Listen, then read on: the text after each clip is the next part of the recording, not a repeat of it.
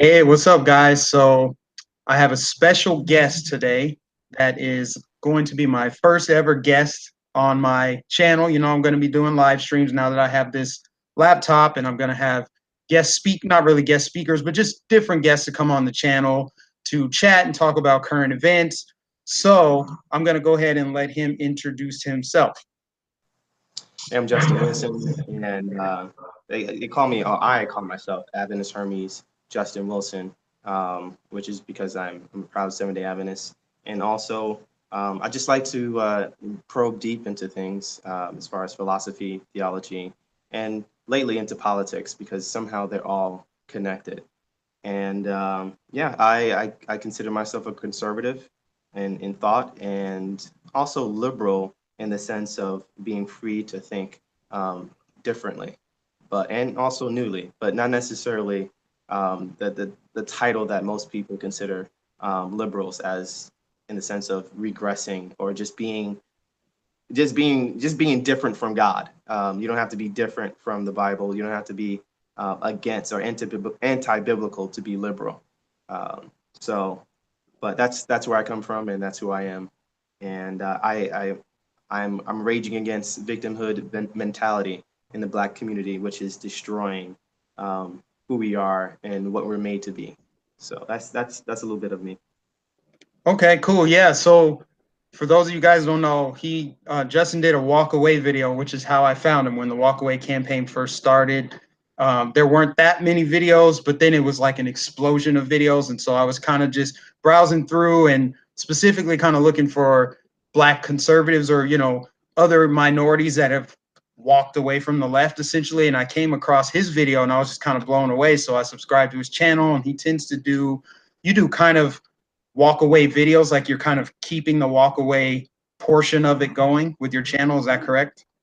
Yeah, as of now, and eventually I will just kind of branch out into my own, so that people understand where I'm walking away from and where I'm walking away, leading them to, which is more free mindset, where you can actually think for yourself and be open to different ideas that are I think more positive.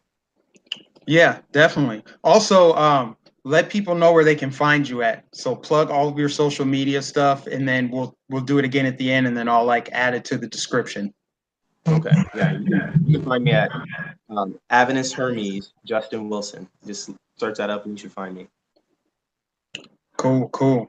Yeah, man. So let's get into some topics. I mean, I feel like there's never a shortage of topics to cover right now in these political times. I mean, I got to hand it to Donald Trump. Like, I never got into politics until he became president, and now that he has become president, and there's all this turmoil and division in the country. I feel like getting into politics has never meant so much as it does now, because of we're pretty much fighting in a battle to save our country. So it's not just getting into politics for casual purposes. It's like, trying to wake people up and get people to see like what we're really up against, and then also, just kind of expose some of the lies of the Democratic Party. So um, I guess, what do you think is going on with this Nike Kaepernick thing? What are your thoughts on that?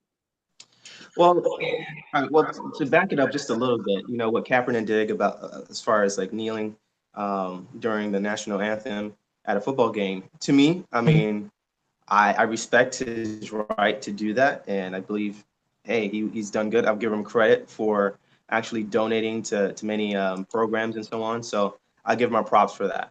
Now, when it comes to the issue of police brutality, yes, I have a soft spot for that. I do believe that there is injustice in the police force, but at the same time, I also believe that there is justice as well. And part of the things that we are ignoring in favor of trying to fix the injustices is the injustices in the Black community that is like destroying us far more than police. And I think we are using them as a way to ignore our problems, to give excuse as to why we act out, the reason why our neighborhoods are so broken. We like to, flash out the less than 1% of deaths in the Black community to ignore the 90% of deaths or the reasons why Black people actually suffer, physical harm and mental issues and actual, death. The thing that went on in Chicago, no one kneeling for that. I mean, that should be a blaring sign that there's something wrong. Like Jesus said one time, he says to the Pharisees how they were straining at a net but eating the whole camel. Like we're looking at these small little issues. Yeah, they're bad. You don't want it in your cup of tea or whatever. But like we're swallowing an entire camel that we should not be eating. Come on, we can't swallow 70 people getting shot in Chicago. Right, right. And it's crazy because as Black conservatives, we tend to focus on bigger issues like, okay, what is going to solve for the most people getting out of this situation? And we see that the biggest issues are Black on Black crime. Like that's like an irrefutable fact that more Black people die every year from other Black people killing them. Not to mention abortion. That's another big, huge thing that we never focus on. And then if you're a Black conservative and if you try to call that out versus calling out police brutality or racism or historical injustices, well, then you get called one of those names, Uncle Tom or sellout or whatever. And it's kind of like we're just calling out the hypocrisy. There's a lot of things that could change culture wise because I feel like the culture that's been created kind of perpetuates this. It's kind of like with the gangster rap movement that kind of placated to the violence in the streets. And it was kind of like, I get it was a product, like some of the people were a product of the environment, but then it's also being glorified at the same time. So I think that with the players kneeling, I would have so much more respect if they were kneeling on issues other than police brutality. It's not that we're denying the police brutality, but it's just we're seeing it as a small portion of a pie, right? Like if you're looking at a pie chart, what percentage of Black problems would be police brutality, right? You would barely see it. It'd be such a sliver of that pie. And the giant chunk of it would be abortion and Black on Black crime. And then also, health, education, those things kind of coincide, right? Because with education, you can make better decisions on your health because the life expectancy of a Black person is not as long as whites, Asians, Hispanics. You're more likely to die from heart disease, hypertension, diabetes than being shot by a cop. So even that is more likely to happen to a Black person than police altercation. Yeah, it kind of reminds me of how a bully he goes after the smallest person. He goes after the person he thinks he can handle, the person who would like bow to his commands.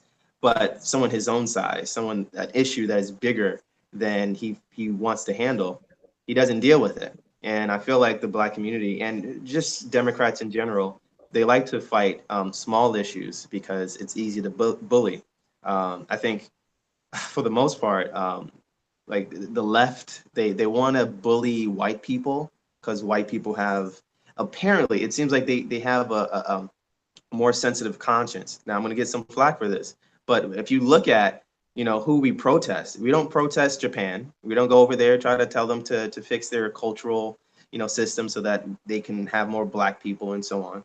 We don't go to the Islamic world and demand that they let all the slaves go. We don't go over there because those people kind of don't care. They really don't care. We go for the people who actually would like change their conscience. We believe that these white supremacists have a heart, and that's why we try to fight them. We do all kinds of stuff for them, against them.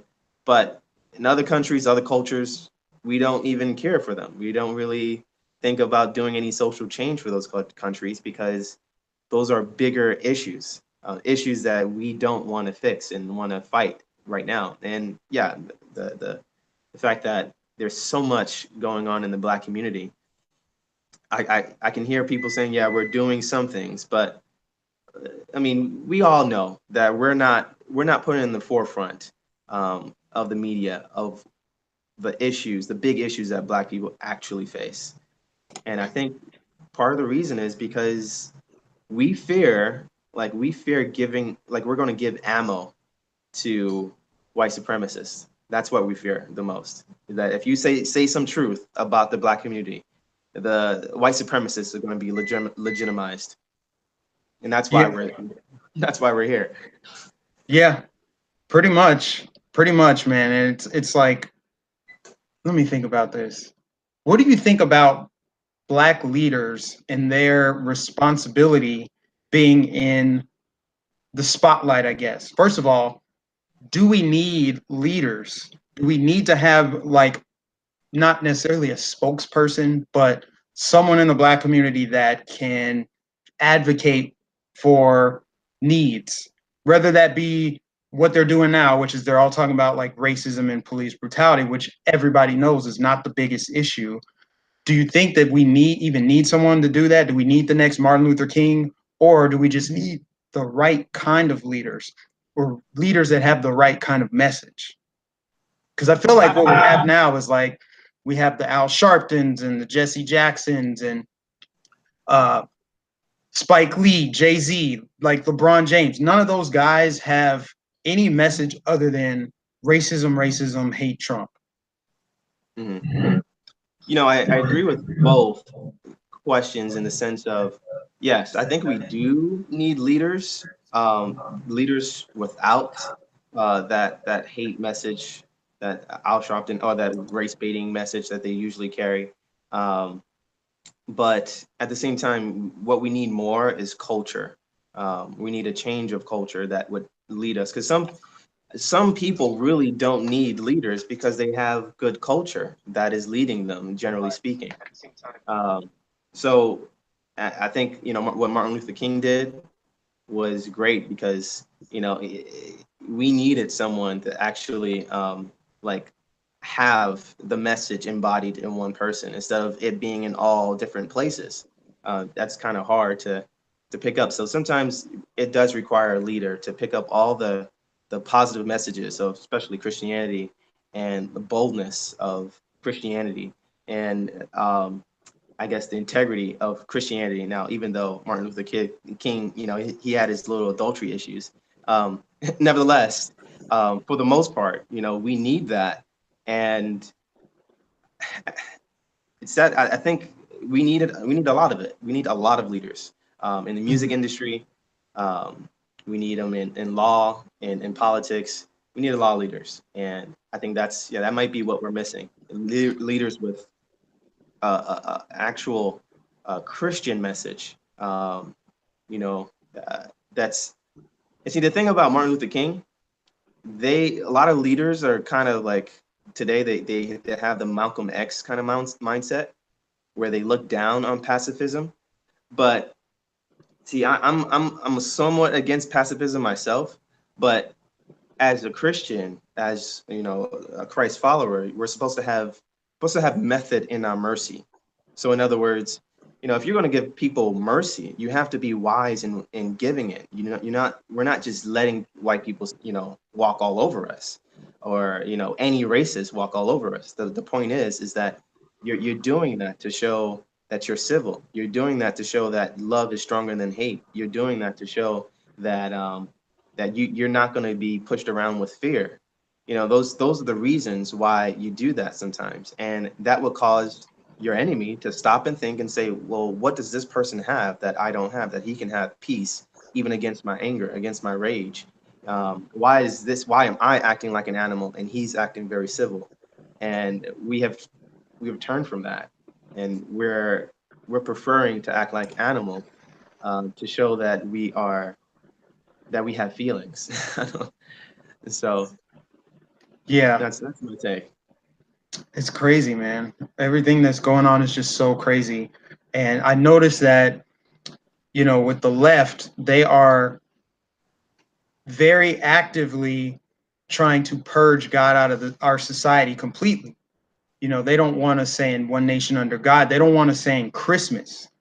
There's a lot of things that from the time I was a kid, and it was just normal to just say one nation under God. We said the Pledge of Allegiance. You know, we talked about Easter. And I feel like in today's world, like Easter is out.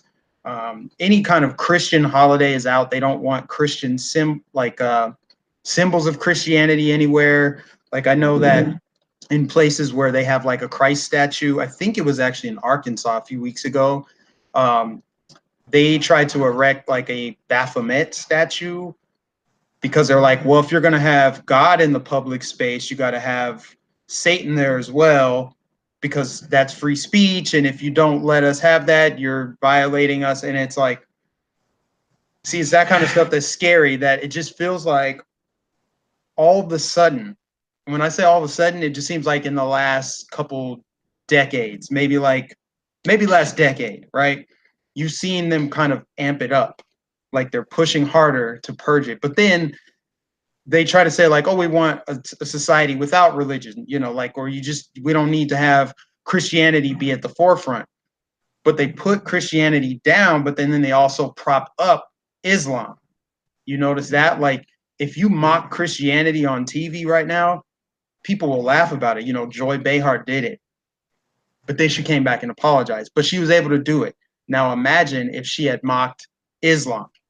She would be banned from the public space. She would be ostracized. That's how it is. It's like they're putting Christianity down, but then also lifting up Islam at the same time. So it makes it seem like rather than them seeking a secular society, there's an agenda there. They want to kind of replace it. And you're seeing that in Europe too. Yeah, that's very clear. And part of the reason, I hear some quick feedback, but part of the reason is, like I was saying before, it's easier for them to bully. It's easier for them to bully Christians. You know, Christians, generally speaking, have the, you know, turn the other cheek kind of motto. But we have seen, you know, in the recent times that Muslims, if you attack them, then they're going to be riots in the street and someone's going to die. Like someone's going to die. There's going to be some surprise, you know, Allah Akbar, you know, suicide attack somewhere. And someone's going to say, you shouldn't have, did those articles or those jokes about Islam. Look, this is what we get. We have to, you know, control free speech and so on. I'm like, you see, that's really Islamophobia. Actually, it's not phobia, because phobia is irrational fear. That's just Islamic fear. They fear Islam because they're really scared of them. So they don't want to, you know, fight this actual tyrant religion in a sense. I'm sure there's a lot of people going to say, well, Justin, not all. I'm sure, not all. But what I say to that is, now this may be extreme, but oh well. What I say to that is, like, not all the KKK, not all KKK members have lynched a black person. Like, not all KKK members will just blow up and, you know, shoot a black person. Some may actually be friends with black people and, you know, talk and joke around with them. And then, you know, they have, you know, sentiments or, you know, good sentiments for their uncle who invites them to a backyard KKK, you know, club party where they have donuts and hot dogs and stuff like that. You know, they're not all, you know, radical. So just because it's not all doesn't mean that the ideology is something that we can just, you know, be light on. And to say a little bit more on that, I think a lot of Christians and a lot of people in general they have taken a sip of cultural relativism. Basically, this idea that all cultures are somewhat equal. You can't judge a culture, you know, outside of its culture. So, you know, I can't judge communism being a capitalist or whatever, because it's what's good for them is good for them, and what's good for us is good for us. I can't judge them. You know, it'd be wrong for me. Or I can't judge Islam. I can't judge Buddhism and so on and say, well, that's a bad culture. So in their minds, like, all cultures are equal because all people are equal and or are valuable in a sense, are equal in value. But they think so, therefore they start to conclude that, okay, well, you know, all ideas are equal. So child marriage, well, what are you going to do with that? Is that equal? Is that universally equal? That it's okay? Should we just say, okay, well, that's just how he does his culture? Well, then any pedophile can just say, oh, well, that's just my culture. I mean, what are you going to do? Of course, you're gonna see that there are superior cultures because some ideas are better than others. That's how we build stuff. Some ways to build a house is not the best way, and there's other ideas that just make buildings stand and last forever. That's just, it is what it is. And people live in it. If you live in a big house, in a nice house that can stand in an earthquake, great. The people, it may reflect the people that lives inside, or it may not. But the house falls down and the people built it. Well, the people may be good per se, but what they built from their ideas is bad. So that's how I see it. And a lot of Christians, they think they are doing good service by being, I guess, patient with all cultures, but they're not. They're just empowering bully culture from other cultures. Yeah, yeah, I totally agree, man. Totally agree. Switching gears a little bit here. What are your thoughts on the Supreme Court justice pick, Brett Kavanaugh, and the shenanigans that happened yesterday? And I guess still going on. I guess now I just got a notification not that long ago that the Democrats are trying to shut down the Senate to keep him from getting confirmed. But then when I was listening to, I can't remember if it was Ben Shapiro or someone else, they're pretty much saying like the Democrats can filibuster all they want. He's going to be confirmed. He will be the next Supreme Court justice. So it's pointless for them to kind of prolong the inevitable. I mean, you had Kamala Harris yesterday and Cory Booker. They were both just talking about how this is wrong, how no Supreme Court justice has ever been elected or confirmed, or whatever they call it, whatever the term is, without the other side having a chance to review all their documents and pretty much read their resume. But they've released already, like, I want to say 5,000, I don't know the exact number, but more documents on him than any other Supreme Court pick combined. So they have thousands upon thousands of documents on this guy, but they didn't get any of that information until like 2 days ago. So they're like, we haven't had enough time to review it. We need to read it first. They're just trying to prolong it. So what do you think about the Supreme Court justice pick? Do you think it's even like, should they be worried about it? I mean, is he going to overturn Roe v. Wade? I mean, I'm fine if he does, but I mean, I just feel like this is another like moment where the left just thinks that the sky is falling. They think the sky is falling because, oh my God, Donald Trump picked this guy. But in reality, if Hillary were president and she picked him, it wouldn't say anything. Yeah, yeah, they're just making a big commotion out of nothing, of course. If he doesn't turn Roe v. Wade, then oh well. And if he does, then in their minds, it's the end of the world. And I just don't get it. Like black people, we should look at this and wonder why they're doing this. And they're doing this because they feel like he's going to overturn abortion. Now, the abortion clinics, like 80% of them are in black neighborhoods. Like, let's think this through. If they want, if we just, all we have to do is just turn the narrative around. Let's say there's white supremacists out there who don't want black people to actually grow and pop in population. Like Pharaoh didn't want the children of Israel to continue to grow in population because they were getting too strong or a threat. Wouldn't the white supremacists want this exactly? Wouldn't he want abortion in 80% of the black community? So is this what we're fighting for? We want to keep on committing, like having abortions. We're scared of this guy because of abortions. That doesn't make sense. Like, why do we want this for ourselves? Do we want to destroy our population growth? We should be 30% of the population by now. We're only 13. And I always wondered that, like, we were here since since the 1600s? And like, yeah, with white. So we should be far ahead in population, even more than whites, actually, since the way we have children. I mean, almost every black person has cousins, but like, I don't see why would we want to support something that is destroying our population growth. So yeah, when we look down in the future, the future is going to be mostly Mexicans and Asians and maybe whites. I don't know if they'll survive this, but the 50%, I don't know. But blacks are just going to go out of. They're not going to be relevant. Their culture is going to not going to be relevant because our numbers are not going to be relevant. And part of that is because of abortion. And this is what the Democrats are screaming about. They're screaming. They're making all this commotion in the court so that we can have abortions. Yeah. Yeah, man, it's scary. It's you have to wonder, like, is the black population not only stagnant, is it possible that it's decreasing?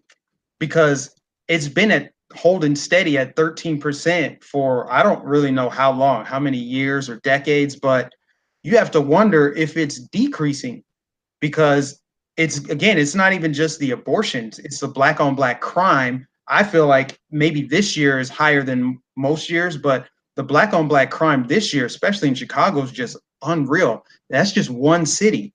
So multiply that out. You know, you got St. Louis, you got Baltimore, you got Memphis. You have pretty much any more majority black city that you're having these black on black murders. And then, of course, like I said, with the other things, diabetes, hypertension, heart attack, like a lot of that. And then blacks going to jail. So then kids are being born out of wedlock and not having father growing up. So the cycle repeats. So it seems as though we could potentially, I don't want to say go extinct, but like the numbers could go down tremendously based on all of those things combined. But I mean, it really does start kind of with abortion because kids not being born in the first place. If they're born and they're on earth, then we have options. We can educate them, you know, make sure the father's in the homes, educate them right. So it's just, I think what happened is, man, like black people have been, and not just black people, this isn't just specific to us. Everyone has been convinced to go against their own self-interest, right? Because with the border crisis thing, you even had blacks going down and marching in favor of open borders and abolishing ICE. They don't realize that the people coming over the border are going to go right into those communities. I mean, you're out in California. I don't know what part of California you're in, but I heard that in Compton, it's mostly Hispanic now. So the black population in California is being driven out by illegals coming in. Yeah. And that's the thing. It's part of the reason is because we don't get into politics. We haven't got into politics except until Obama, and then when he was there, we just kind of stayed low. We didn't say anything until which is Ferguson and who's the other Trayvon Martin. That's when we started getting more into politics and then police issues and so on. But all these other issues, they've just been sneaking them underneath the rug, and we just been duped for so long. We haven't thought about the equation of if this policy subtracts from us, then why are we supporting it? We're not considering it, and that's part of the problem. And then another thing is this mindless coon label that we just constantly we just throw the name coon at anyone that disagrees with another black person that we respect, regardless if the other person is using more rationale and thought process. We just say, oh no, you're a coon because you're not agreeing with this population of cool black people, and I'm like, wait, hold on, let's think this through. Would a coon want black people to survive? Does he care about his people? Does he care about his people's numbers? Does he care about his people's finances, the jobs? Does a coon care about his people's, spiritual health and so on? Probably not. He would care more so about what a white person would, or his white master would want, which is basically to control the population, to actually control the religion, to actually control their free speech, to make sure that they stay in this victim mentality so that they can't overcome. Just like how an elephant can grow into a monstrous size, but still think that he's a kid and can, like, move the steak. Like, how is it Yeah. that we flipped the script now? That the coon is the one who is actually telling people, "Hey guys, if you don't do something, you're not going to have these jobs if we allow all these illegals to come in." You just calculate it. You don't have to be racist. You just look at the numbers, Hmm. and I think that right there is actually also destroying our community. Is that, yeah, we want to maintain the image of being authentically black and not look like a coon. Yeah, and it's like, man, this is the craziest thing that I'm still working to figure out. So pretty much anything that we are called, anything we're accused of doing, we know that it's them that's actually doing it. For example, being called a sellout. Who's really selling out the black community? Is it the black conservatives that are actually calling out the real issues, pointing out the hypocrisy, calling for actual solutions, which is let's change course. Let's like pivot away from racism and white supremacy. Yes, we know about Black Wall Street. Yes, we know about Jim Crow. What does that have to do with 2018 right now? See, black conservatives want to pivot that discussion, but it's the black liberals that are being selling out the black community. You think about, I don't know, some of these black leaders like Al Sharpton. He goes around and talks about the white man this and growing up in this white neighborhood and the little they talk about white supremacy all the time, but you never actually see a white supremacist. And we know that they talk to the white liberals because the white liberals are the ones that came up with these terms like Uncle Tom and Coon and all that. And then they use the black liberal as like an attack dog whenever someone thinks different or strays. Look at Kanye West. Look what happened when Kanye said, you know, he loves Trump and he put on the Trump hat and all that. And he didn't do anything or say anything that was offensive.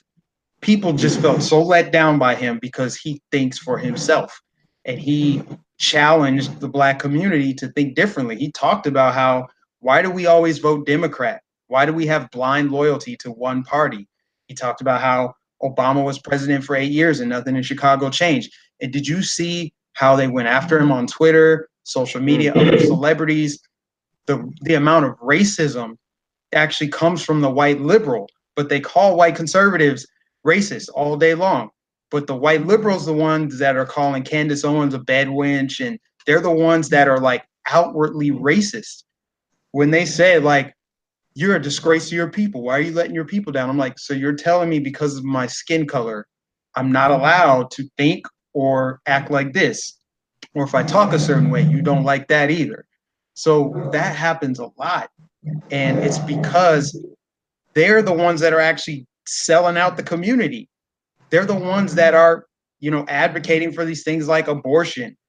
They're against school choice. Why would you be against school choice? That means the kid that lives in the inner city can actually go out and go to the school in the burbs. You're forcing the schools in the inner city to improve by creating a market.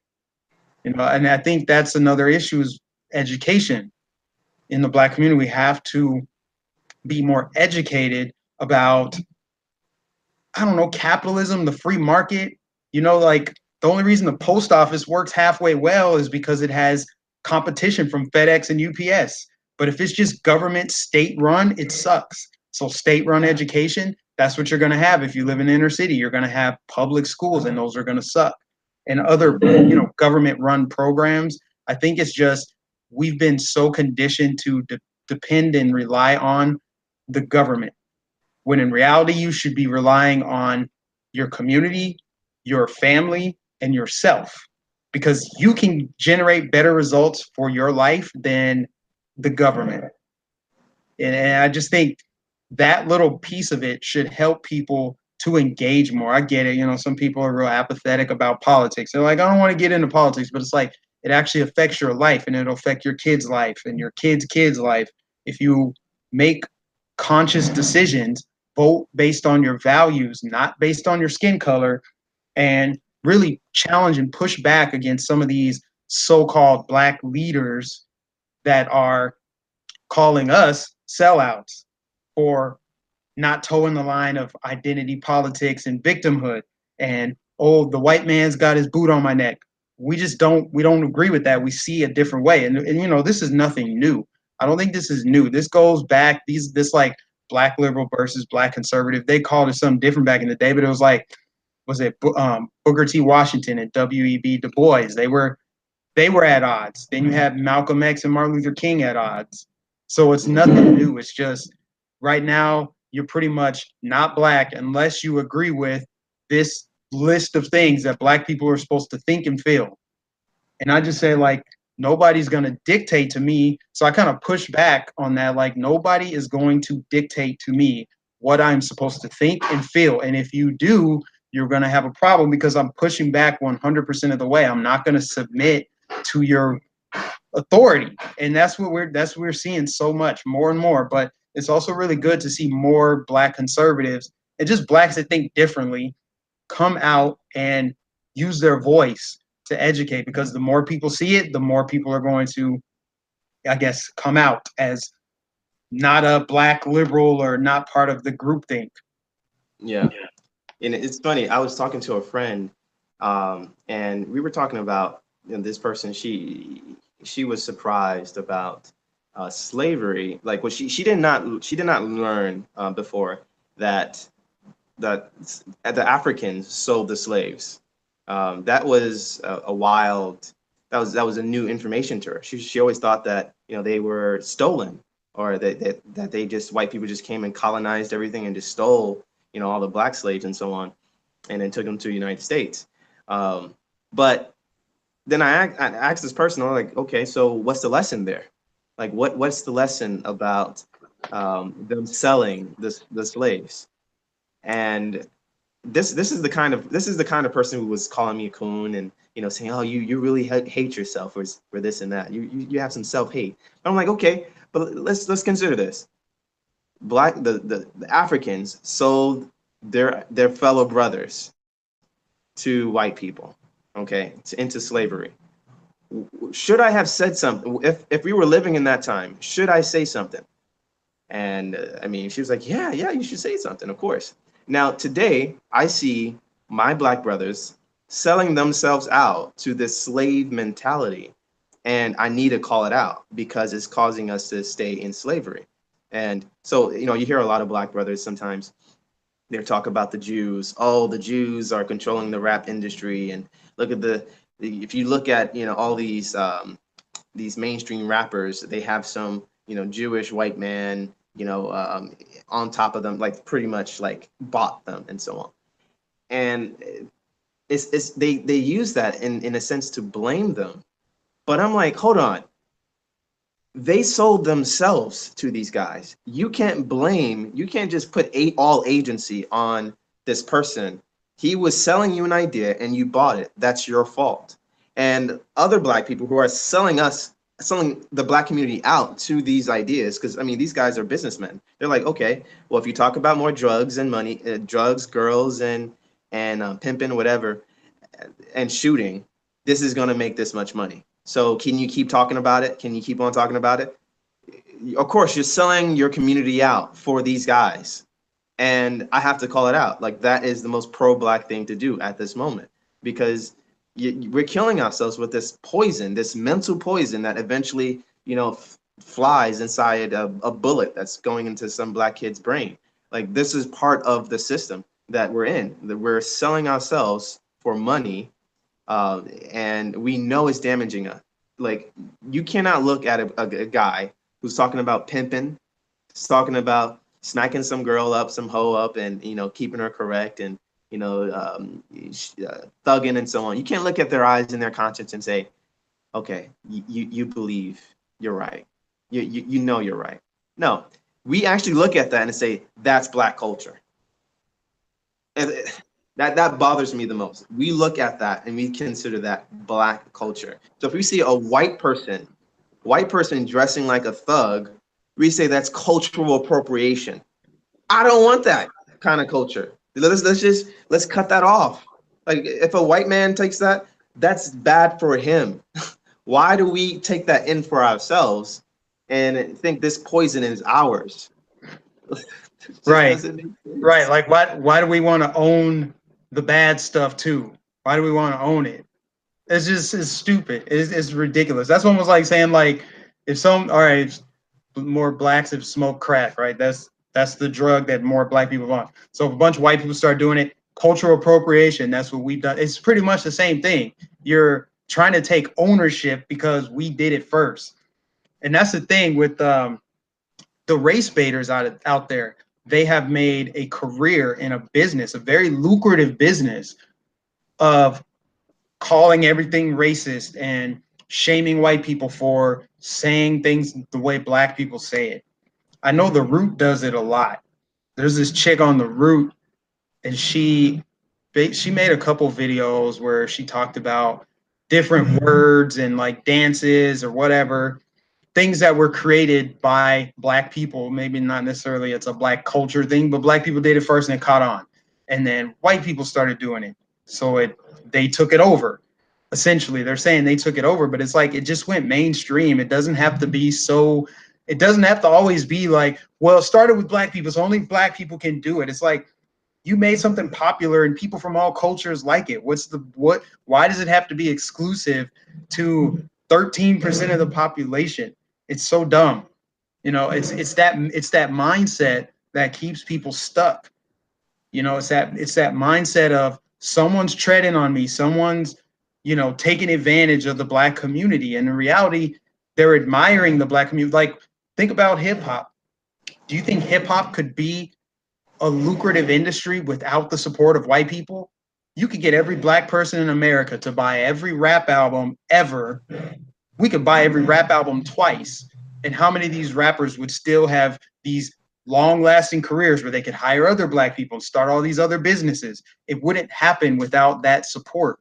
So when they talk about this cultural appropriation thing and like, we can't be racist and that kind of stuff, I'm like, first of all, who came up with that? Who decided on that? Because I disagree and don't speak on my behalf about it. And it's like, when are you going to move beyond this skin color, this skin color mindset of my skin color is the most important thing about me, nothing else matters before the fact that I'm black? Like, it just perpetuates that victim mindset of like everything that happens to me is because of my skin color. I was born into this world, and I feel like when people fall out of touch with God, then they focus on that stuff. Because for me, it doesn't matter if someone's racist because God transcends all of the BS on planet Earth.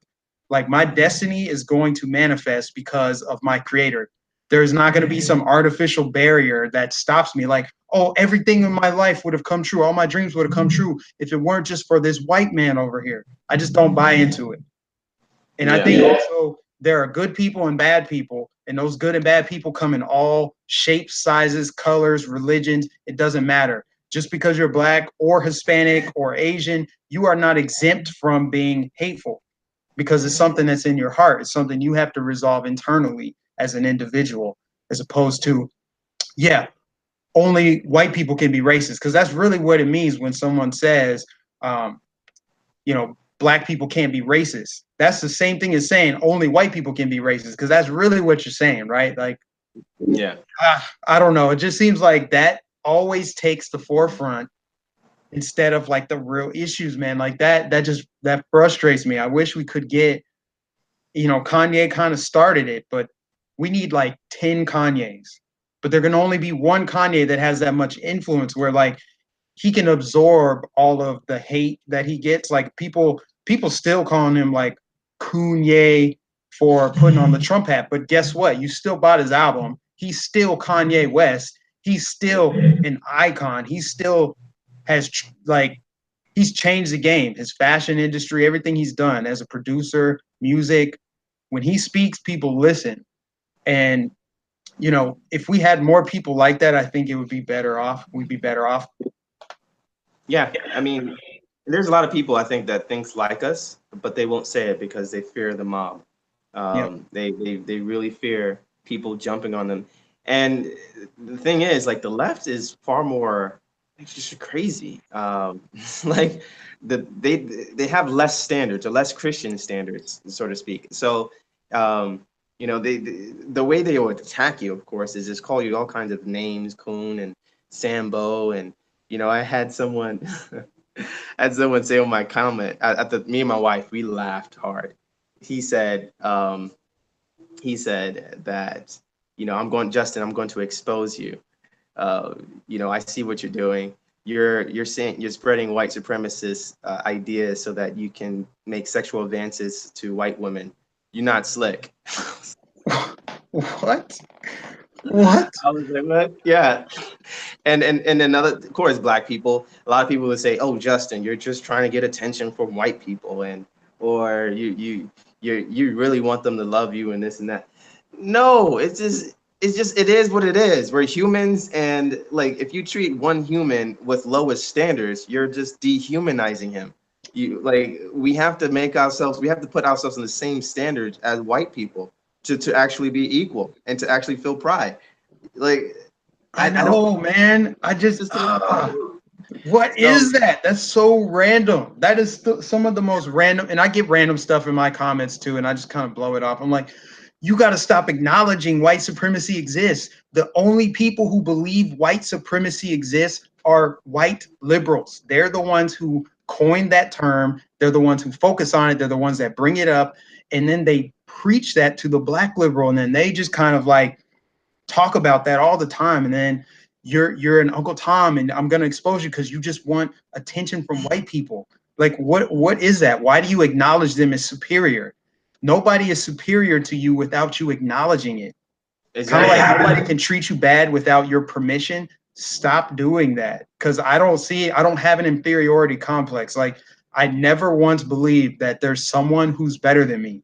I think we're all like, we're on an even playing field. I don't think like, oh, that group of people, they're above me, so I need to tread this kind of way. It's like, nobody, no, sorry. I disagree with it. And when people try to, when they say stuff like that, that comment, it's just, where do you even come up with that stuff?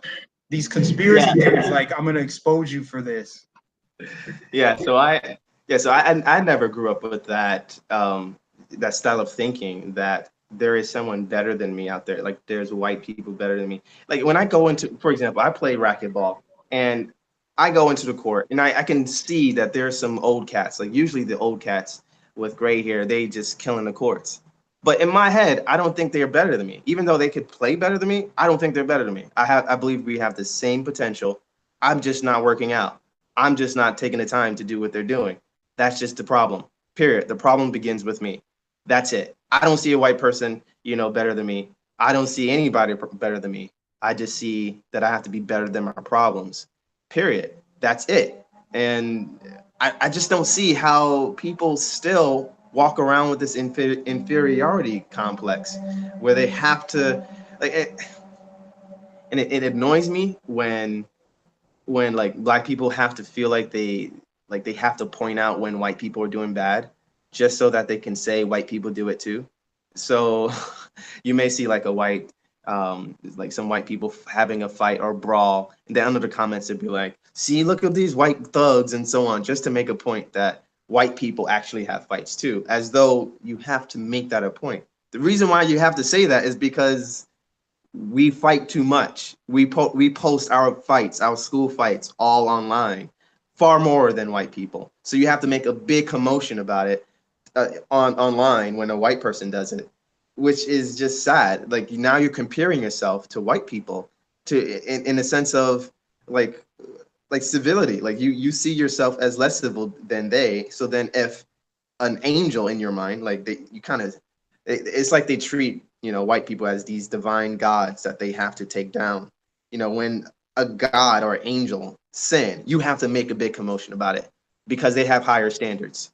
But for black people, oh no, there's not too much points in pointing out black violence because you should expect that in some sense. And that just annoys me. That just annoys me. Yeah, man. It's bad. I'm glad we're on the same page there, because I see that a lot. And it's like, if we're gonna compare ourselves to anybody, let's compare ourselves to Asians, at least in terms of financial, I don't know, financial standing, because Asian Americans actually earn more than white people do. So, I mean, if you're gonna compare yourself to another race, you might as well go for the top. But I don't know, man.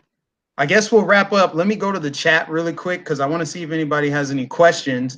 And again, tell people where they can find you because I'm going to put it in the description so that people can subscribe to your channel and like follow you on your other social media accounts. Yeah, that's right. So Adventist Hermes, Justin Wilson, as the title says here. I'm not too hype on Twitter yet. I do have a Twitter handle. I just don't even remember it right now. That's how how much I use it. Um, and yeah, just follow me on YouTube right now. I'm just now trying to get more intentional with my YouTube. Yeah, So, yeah, definitely, guys. Hey, guys, go and subscribe to his channel because here's the thing. The midterms are coming up and we have to win this war. We cannot let a socialist in Florida. We can't let the Democrats take over the House because they're going to impeach our president if they do. And so what we can do to kind of combat what they're doing because they're doing a bunch of nonsense, right? And they're pretty much in the media. We're in the alternative world. We need to build up these other channels, build up this other channel so that we have more reach. We need to reach more people because if we're reaching more people are going to share videos and wake up. So please subscribe to his channel. And then always, guys, follow me on Twitter. I changed my Twitter handle too, so I should be easier to find now if you guys haven't found it already. Mike Nificent 813 is what you can find me on all social media now. No more like underscores and all that weird stuff I had going on before I had a YouTube channel. But let me just see if anybody has any questions. You guys have any questions for Justin? I know that the chat is a little bit slower. I'm doing it on my phone, like still trying to figure out how this live stream and stuff works. But if I can figure out like how ABL does it where he has the chats on the screen, that would be awesome. What are some of the other channels that you are subscribed to? I enjoy what's his name? I enjoy Kevin's Corner. I love his take on things and how quick he thinks on his feet. And of course, ABL is pretty awesome. Um, Now I just watched what's his name? What's his name? Lee Jordison. Jordan Who's Lee that? Peterson or Yeah, Jordan Jordan. Peterson? Jesse Lee Peterson? Jesse Lee Peterson. There you Oh go. yeah. That guy's he's a bit much for me. He's far less nuanced than I would be. But I just watch him for comedic relief because he's good at that. I think that's why people go on the show because he doesn't he's pretty frank, but I think he's in the right direction at least. Yeah. Um, and yeah, those are the main ones. Um, besides myself, I'm starting. But yeah, ABL is pretty awesome. All right. Cool, man. Well, I appreciate you coming on the channel. Thanks for getting back to me because I saw your walkaway video. I was like, man, I gotta interview this guy. We got to get this guy some more subscribers. So hopefully your subs will go up. I'm pretty sure these people they're gonna go sub to your channel, man, because you have great content and you can also bring that like spiritual aspect into play. So go subscribe to how do I pronounce? So it's like Adventist Hermes. Hermes. Yeah, Hermes. Hermes as the Greek god who has the mission to deliver the messages between the gods and humanity and so on. So, and I feel like that's my mission in life is to deliver messages from the gods or from God Himself, actually. And just life events tells you a message, and you can, you know, extrapolate what God is saying based on events, just like how God writes, inspires people to write things down, which we know as the Bible. He also inspired events, and you can read events and say, whoa, there's a message there. There's God is telling me something. And you have to be a good messenger to actually take a message and deliver it accurately. So yeah, that's my mission, that's my purpose. And when I'm looking at in political events, I have to use the right filters to actually see, okay, this is saying something. Like there are two beings here. There's of course, yeah, there's the philosophy behind everything, but then there's a mind out there that's creating this philosophy. whether it's good or evil, and you have to pick between the two. So that's that's the science and art that I enjoy doing is, you know, hermeneutics. That's the key thing that I like enjoy doing. Wow. Yeah, that's so awesome. Yeah, guys, go subscribe to this man's channel. Let's get him some more subs. Thanks again for coming on, man. Got to wrap up. The dog over here is going crazy, man. As soon as I go live, he's like, man, take me for a walk. So I'm going to take him out, get him some exercise. But yeah, man, I'll have to have you back on the channel at some point in the future. That's what's up. That's what's up. So yes, we will continue this some unknown time in the future.